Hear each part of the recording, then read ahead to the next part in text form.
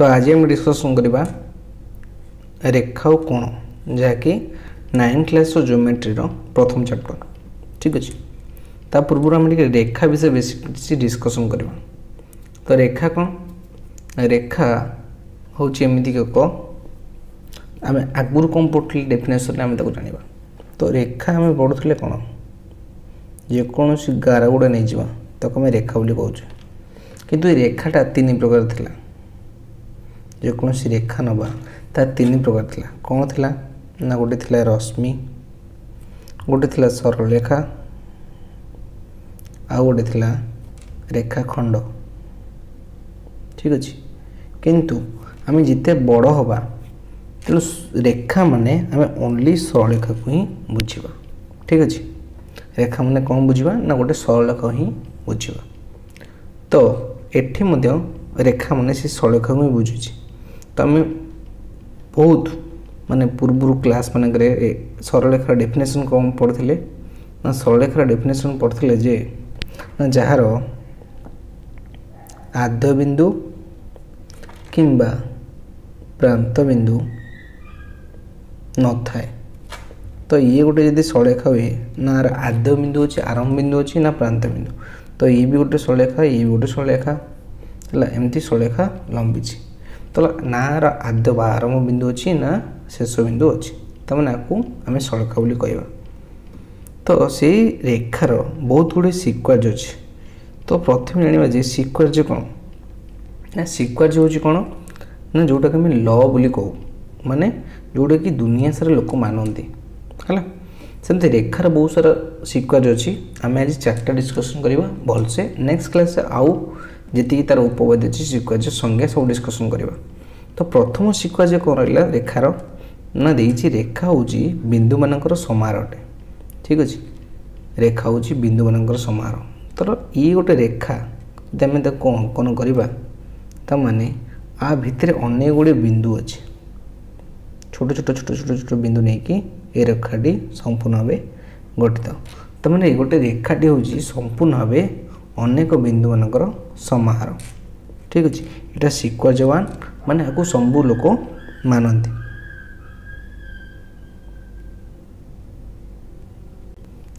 ठीक अच्छे। सिक्वेन्स 2 कौन थी ना दुईटी पृथक बिंदु मध्य गोटे एवं केवल मात्र गोटे सरलरेखा अवस्थित हो ठीक अच्छे। दुईटा पृथक बिंदु दे गोटे मात्र आउ गोटे ही सरलरेखा अवस्थित हो। ता केमिति जानिबा देख। तो ये गोटे बिंदु ये गोटे बिंदु देते ता मध्य केतेटा सरलरेखा हो गोटे ही हम। एठी गोटे बिंदु एठी गोटे बिंदु ता मध्य केतेटा सरलरेखा हो गोटे हम। तो एठी बिंदु ता मध्य केतेटा सरलरेखा ना गोटे बोली अंकन करा जिवो। ताले जेकोसी दुईटी पृथक बिंदु दे गोटे सरलरेखा सदाबले अंकन कराओ ठीक अच्छे। नेक्स्ट है कौन ना सिक्वेन्स 3 ता पूर्व गोटे संज्ञा देती क्या विषय जाना देती कौन ना एक रेखी आ गोटे नैक रेखी देती कौन एक रेखी आ गोटे नैक रेखी बिंदु देती। तो एक रेखी बिंदु कौन ता संज्ञा जाना ना 3 बा ताहाठू अधिक संख्यक बिंदु जदि एक सरलरेखार अवस्थित होती तेबे सेमानंकु एक रेखी बिंदु कहुए बा कोलिनियर पॉइंट बोली कहुए।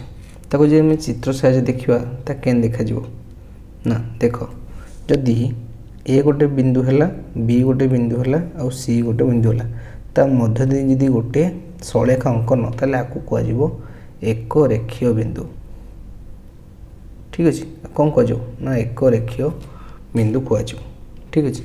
सेमती नैक रेखी क्या कहुए नैक रेखी बिंदु क्या कहुए ना जो सब बिंदु एक सरलरेखार अवस्थित नुहति से नैक रेखी बिंदु कहुए अण सरलरेखीय मान से सरलरेखार अवस्थित नुहति जमती कि से भाव।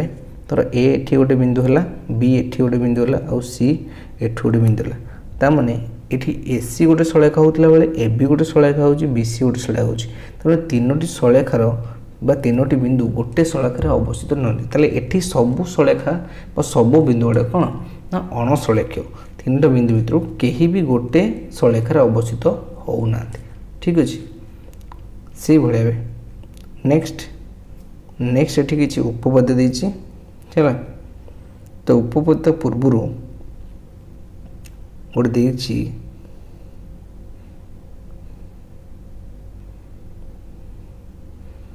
तो उपपद को सॉल्व करिया हमें पछरे तबे मैं तुमको कहि दोजी सिक्वेंस 3 देखो सिक्वेंस 3 कोन देजी ना सिक्वेंस 3 देजी ना समतल बिंदु मानकर सेट रे जेकोसी जगार जदि गोटे जेकोसी रेखा तैयार है सी हूँ से समतलटी समस्त बिंदु मानकर सेट अटे ठीक अच्छे सिक्वेंस 4 कौन देला ना सिक्वेंस 4 देला जे ना गोटे समतल रे अंततः 3 गोटे नैकरेख बिंदु थाए और जेकोसी 3 गोटे नैकरेख बिंदु मध्य गोटे मात्र समतल अवस्थित माने यदि गोटे समतल नैकरेख माने बहुत सारा बिंदु देछि ताले सी गोटे समतल अवस्थित हम बुझे तुम गोटे समतल रे एमती 3टी बिंदु जमती कि सी गोटे सरलरेखार अवस्थित होना तब निश्चित सी गोटे समतल रे अवस्थित हम ठीक अच्छे सेमती सिक्वेंस 5 कौन देला एक समतल तो 2टी पृथक बिंदु को धारण करता सरलरेखा उक्त समतल अवस्थित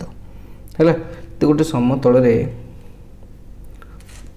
3टा बिंदु अच्छी गोटे समतल रे 3टा बिंदु अच्छी यदि गोटे सरलरेखा से 2टा बिंदु मध्य अतिक्रमण करुच्ची तमने सी से समतल रे अवस्थित बुझिपाल तो ये थिला कौन ना उदाहरण जो सिक्वेंस 5 आम डिस्कसन आज कले तो नेक्स्ट क्लास हम डिस्कसन करवा उपपद 1 सिक्वेंस 6 ठीक अच्छे आउ तार किसी स्थानांक केमती मध्यवर्तीता कौन ये सब नेक्स्ट क्लास डिस्कसन करी ता पर क्लास हम आरंभ करवा 1A ठीक अच्छे ओनली 1A तो ये पर्यंत तुम सिक्वेंस 6 पर्यंत एक्चुअली रेखार डिटेल्स टी आउ थे भलसे पढ़ी नियो काली आम उपपद 1 टू स्टार्ट करियो उपपद 1 एक्चुअली प्रमाण कौन करिया देछि से विषय स्टार्ट करिकी हम नेक्स्ट क्लास रे 1A स्टार्ट करवा तो थैंक यू देखा नेक्स्ट क्लास रे।